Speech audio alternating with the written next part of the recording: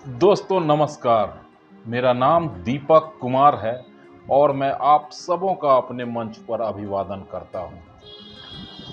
दोस्तों आज छोटी सी वीडियो में बात करेंगे उन 90 के दशक में हुए एक हत्याकांड की, एक ऐसे हत्याकांड की जो मिस्ट्री बनी रही और करीबन 26 साल बाद इस घटना में, इस मर्डर में सर्वोच्च न्यायालय का फैसला आया है। 2 लोगों को सजा सुनाया गया और 2 अभियुक्त बरी भी कर दिए गए। तो बने रहिएगा इस छोटी सी वीडियो में। एक रोचक मज़ेदार वीडियो में आपका स्वागत पुनः करते हुए आपसे आग्रह करूंगा कि अगर पहली बार मेरे चैनल पर आए हैं तो प्लीज़ लाइक सब्सक्राइब जरूर करें, मनोबल जरूर बढ़ाएं। मित्रों, सीधा ले चलेंगे आपको, आपका समय बिल्कुल न बर्बाद करते हुए, पटना के Indira Gandhi institute of medical science, Indira Gandhi आयुर्विज्ञान संस्थान जो राजा बाजार में स्थित है। दिन था मित्रों 13 जून सन 1998। पटना में राबड़ी देवी मुख्यमंत्री थी बिहार की और लालू प्रसाद यादव जी ही सरकार चला रहे थे। जंगल राज उस वक्त को आज के नेतागण, आज के सरकार में बैठे लोग कहते हैं, उसका एक जीवंत उदाहरण ये हत्याकांड था। लालू प्रसाद यादव के बेहद करीबी और कद्दावर मंत्री स्वर्गीय बृज बिहारी प्रसाद इंदिरा गांधी आयुर्विज्ञान संस्थान में भर्ती थे। वो अरेस्ट किए गए थे सीबीआई के द्वारा मेधा घोटाले में और स्वास्थ्य कारणों की वजह से उनको हॉस्पिटलाइज किया गया था विथ कमांडो प्रोटेक्शन। उनको कमांडो घेरा की सुरक्षा भी प्राप्त थी।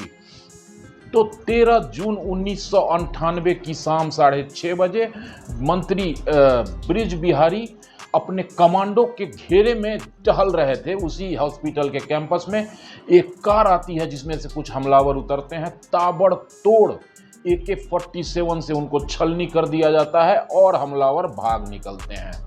ये था लॉ एंड ऑर्डर उस वक्त पटना का कि एक कद्दावर मंत्री कमांडो के घेरे में मारा जाता है और वो हमलावर आराम से निकल भागते हैं। ये 13 जून 1998 की घटना थी।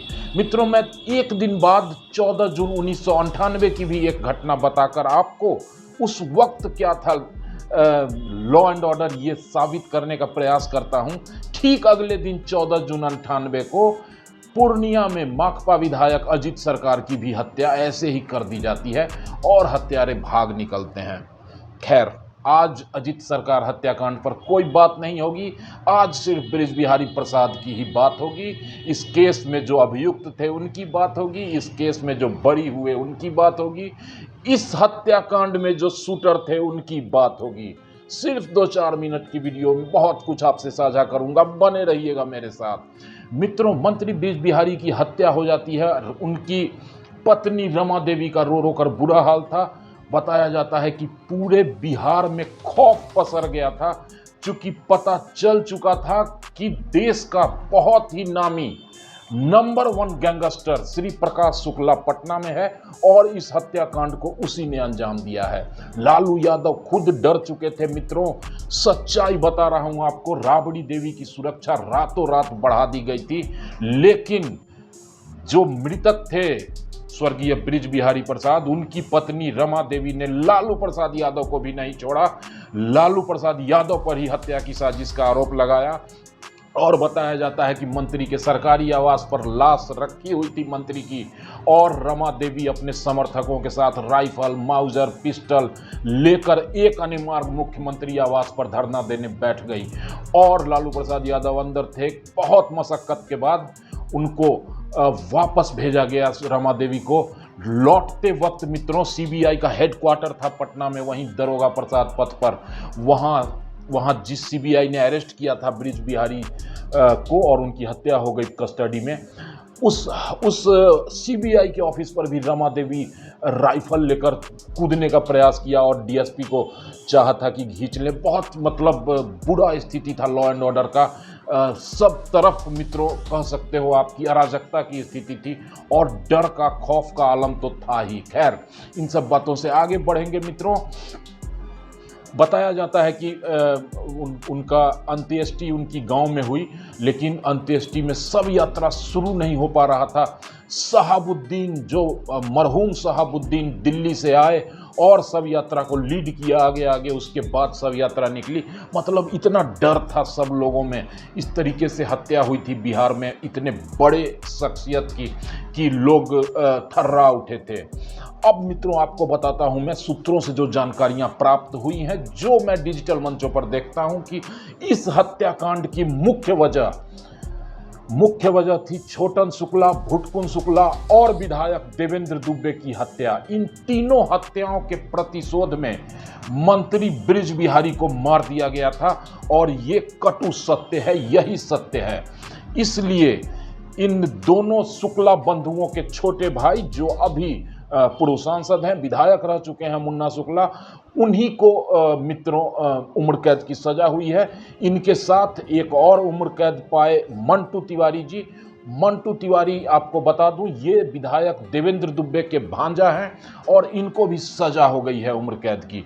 2 अभियुक्त रिहा हुए, उसमें राजन तिवारी और सूरजभान सिंह का नाम प्रमुख है। इन दोनों के खिलाफ कोई साक्ष्य न मिलने की वजह से सर्वोच्च न्यायालय ने उनको बरी कर दिया और सर्वोच्च न्यायालय का फैसला सबको मान्य है। हम इसका स्वागत करते हैं। मित्रों संदेह का लाभ मिला, कोई सबूत नहीं मिला। बताया जाता है कि सूरजभान सिंह जी उस वक्त हत्याकांड के वक्त बेउर जेल और बाढ़ जेल में थे। इन दोनों जेलों में उनका आना जाना केस के सिलसिले में था। करीब 6 महीने से बंद थे, इसलिए सीबीआई कोई इन्वॉल्वमेंट सिद्ध नहीं कर पाई। हालांकि उन्होंने सूरजभान सिंह को लोअर कोर्ट, हाई कोर्ट हर जगह अभियुक्त बना के केस में रखा और बहस की, लेकिन सूरजभान सिंह जी को बरी होना था, वो बरी हुए, बाइज्जत बरी हुए। उसी प्रकार राजन तिवारी का क्या इन्वॉल्वमेंट था मित्रों, ये आपको बताना चाहूंगा। राजन तिवारी का नाम चार्जशीट में इसलिए आया, जांच में इसलिए अभियुक्त बनाया गया, चूंकि राजन तिवारी और प्रकाश शुक्ला जो गैंगस्टर था, जो शूटर था, जो मारने में सबसे फ्रंट पर था, ये दोनों दोस्त थे मित्रों। एक समय में बहुत पहले बचपन में कहा जाता है गोरखपुर के ही थे दोनों, और राजन तिवारी और प्रकाश शुक्ला की दोस्ती थी। और जब देवेंद्र दुबे की हत्या हुई थी उस वक्त देवेंद्र दुबे के काफिले में राजन तिवारी भी थे। इन सब वजहों को आधार बनाकर सीबीआई ने उनका नाम डाला था, जो कि बाइज्जत बरी हो चुके हैं। मुन्ना शुक्ला जी के चूंकि दोनों बड़े भाइयों की हत्या हुई थी और सीबीआई ये प्रूफ करने में सफल रही कि दोनों शुक्ला बंधुओं की हत्या के प्रतिशोध में ये हत्या की गई है, और कुछ फोन कॉल्स वगैरह जो प्रकाश शुक्ला के कॉल्स ट्रेस किए गए थे, उनका कनेक्शन शो किया गया। मुजफ्फरपुर गैंग और मोकामा में भी कुछ फोन कॉल ट्रेस हुए थे। इन सब चीज़ों का आधार बनाकर अभियुक्त बनाया गया था और शुक्ला जी को, मुन्ना शुक्ला को सजा होती है मित्रों। खैर, बताया जाता है, विश्वस्त सूत्रों से बता रहा हूं, बिल्कुल ऑथेंटिक न्यूज़, की जो मर्डर हुआ था बृज बिहारी प्रसाद का, उसमें 3 लोग थे शामिल जिन्होंने फ्रंट से लीड किया था। सबसे पहले तो श्री प्रकाश शुक्ला, दूसरा थे सुधीर त्रिपाठी और तीसरा था अनुज प्रताप सिंह। और बताया जाता है कि इन तीनों की मौत हो चुकी है, एसटीएफ ने इन तीनों को मार दिया है। अब अभियुक्तों में जो बचे थे उनमें 2 को आजीवन कारावास हुई है और इनके अच्छे खासे समर्थक हैं मुन्ना शुक्ला के समर्थकों ने डायरेक्ट आरोप लगाया है कि सरकार के प्रेशर में सुप्रीम कोर्ट ने ये फैसला दिया है। मंत्री जो मरहूम बृज बिहारी प्रसाद की पत्नी ने कल एक बयान में कहा कि अमित शाह जी का बड़ा धन्यवाद, उन्होंने बहुत प्रेशर बनाया था। इस बयान को बेस बनाकर जो मुन्ना शुक्ला के समर्थक हैं, खास करके वो काफ़ी लोकप्रिय हैं, नेता हैं और कुछ वोटों के अंतर से चुनाव इस बार हार गए वो लालू यादव की पार्टी से, लेकिन उनके समर्थक हैं और उन लोगों का स्पष्ट कहना है कि भूमिहार जाति को टारगेट किया जा रहा है। भाजपा की केंद्र सरकार, चूंकि ये लालू यादव की पार्टी से चुनाव लड़े थे, इसलिए इनको सजा दिलवाया। लेकिन मेरा अपना मत है कि सुप्रीम कोर्ट का फैसला सराखों पर सर्वोच्च है, सर्वमान्य भी होना चाहिए। इस पर आवाज़ उठाना, this is contempt of court, ये नहीं होना चाहिए। इसके बाद तो कोई अपील करने का है नहीं, आपको निश्चित रूप से सज़ा काटनी ही होगी।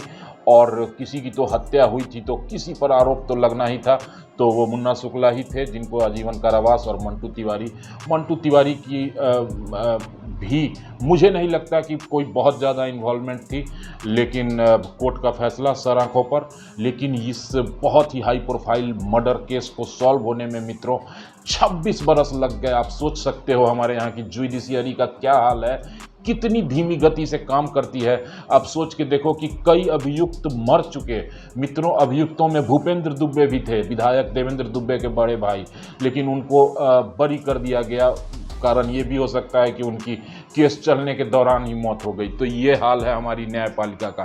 खैर मित्रों, इसी तरह से आपसे फिर बात करेंगे किसी सनसनीखेज मिस्ट्री पर। आपको अगर मेरी प्रस्तुति अच्छी लगे तो प्लीज़ लाइक करके सूचित करना। तब तक अपना ख्याल रखना, दुआओं में मुझे भी याद रखना। आप सबों को पुनः एक बार थैंक यू फॉर वॉचिंग।